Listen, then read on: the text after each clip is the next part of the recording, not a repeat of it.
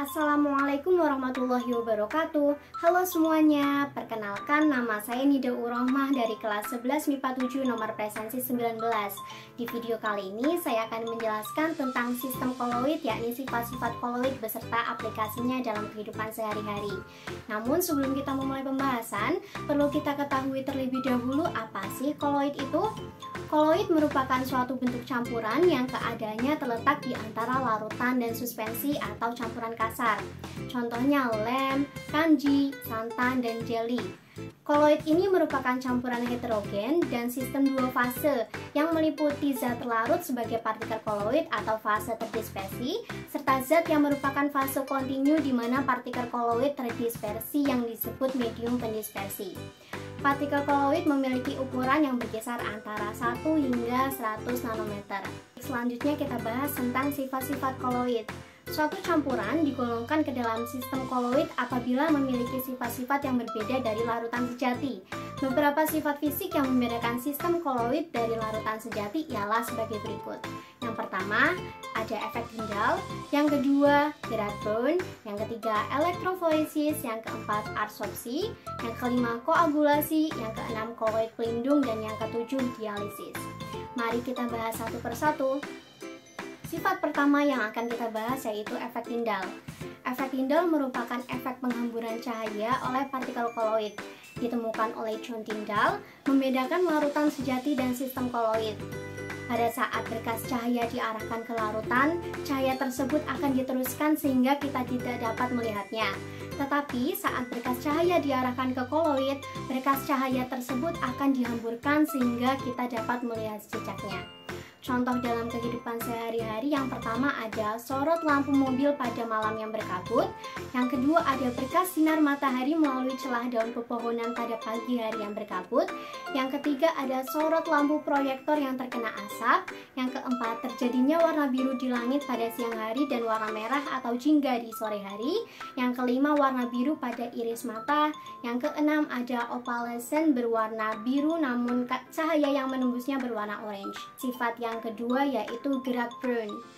Gerak Brown merupakan gerak acak zigzag partikel koloid yang disebabkan oleh tumbukan tak seimbang antara partikel terdispersi dengan pendispersi. Gerak Brown berlaku untuk koloid dengan medium pendispersi berupa zat cair atau gas. Gerak Brown menstabilkan koloid karena mengimbangi gaya gravitasi yang dapat menyebabkan pengendapan. Contoh dalam kehidupan sehari-hari, yang pertama ada gerakan butir serbuk sari di air yang tenang. Yang kedua, pergerakan debu dalam ruangan. Yang ketiga, difusi kalsium melalui tulang. Yang keempat, difusi polutan di udara. Yang kelima, gerakan debu yang terlihat pada seberkas sinar. Serta yang keenam yakni gerakan partikel pada susu ketika terkena berkas cahaya. Lalu sifat yang ketiga ada elektroforesis. Elektroforesis merupakan pergerakan partikel koloid dalam medan listrik karena adanya muatan yang terkandung di dalam partikel koloid tersebut.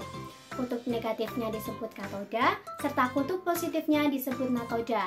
Elektroforesis terjadi ketika koloid mencapai elektroda. Contoh dalam kehidupan sehari-hari, yang pertama ada pengidentifikasian DNA, yang kedua ada penentuan jenis muatan koloid, yang ketiga ada pembuatan sarung tangan dari karet, yang keempat ada asap pabrik digumpalkan dengan alat listrik yang bernama Cottrell. Yang kelima, pengidentifikasian kelainan genetik. Sifat yang keempat yaitu adsorpsi.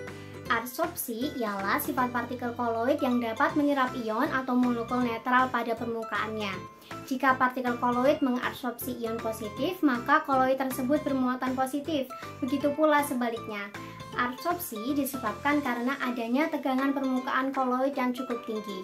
Contohnya yaitu yang pertama penjaringan air, yang kedua pemutihan gula tebu dengan tanah diatomae dan arang tulang, penghilangan bau badan dengan deodoran, pembersihan dengan sabun atau deterjen, penggunaan norit untuk sakit perut, dan yang terakhir ada pewarnaan serat wol kapas atau sutra dengan larutan Al2SO43 dan larutan basa. Yang kelima ada sifat koagulasi. Koagulasi ialah proses penggumpalan koloid akibat hilangnya muatan koloid. Koagulasi juga dapat diartikan sebagai proses rusaknya sistem koloid akibat terbentuknya partikel-partikel yang lebih besar ukurannya daripada ukuran koloid. Koagulasi dapat terjadi jika adanya pemanasan, penambahan elektrolit, elektroforesis, dan pencampuran dua macam koloid. Contoh dalam kehidupan sehari-hari yang pertama adalah pembentukan delta sungai, yang kedua perebusan telur, yang ketiga pendidihan santan atau susu, yang keempat dengan air dengan aluminium sulfat, dan yang kelima karat dalam lateks yang dapat digumpalkan dengan asam format atau asam asetat.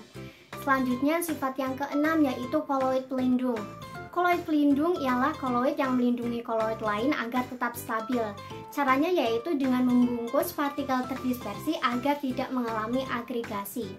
Koloid yang dapat menjadi koloid pelindung ialah yang pertama ada zat-zat pengemulsi, misalnya sabun dan deterjen. Yang kedua ada koloid hidrofil, misalnya ada protein dan gelatin. Contoh dalam kehidupan sehari-hari yang pertama ada air susu, dilindungi oleh kasein yang mencegah penggumpalan lemak. Yang kedua ada mentega, dilindungi oleh lecitin yang mencegah penggumpalan lemak. Yang ketiga ada es krim, dilindungi dengan gelatin yang mencegah pembentukan kristal gula atau es batu. Terakhir, tinta dan cat dilindungi oleh minyak silikon yang membuat tinta dan cat bertahan lama.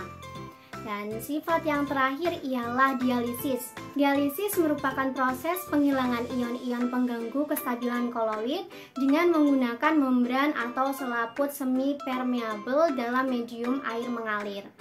Proses terjadinya dialisis diawali dengan sistem koloid yang dimasukkan ke dalam kantong koloid semi permeabel, lalu diletakkan ke tempat dengan air mengalir, hingga akhirnya air mengalir membawa ion-ion pengganggu. Contohnya yang pertama ada proses filtrasi darah oleh ginjal dengan tidak meloloskan sel-sel darah dan protein darah. Yang kedua ada proses dialisis darah atau cuci darah bagi penderita gagal ginjal, dan pemisahan ion sianida tepung tapioka. Sekian yang dapat saya sampaikan. Sekiranya ada kurang mohon maaf dan semoga bermanfaat. Terima kasih dan wassalamualaikum warahmatullahi wabarakatuh.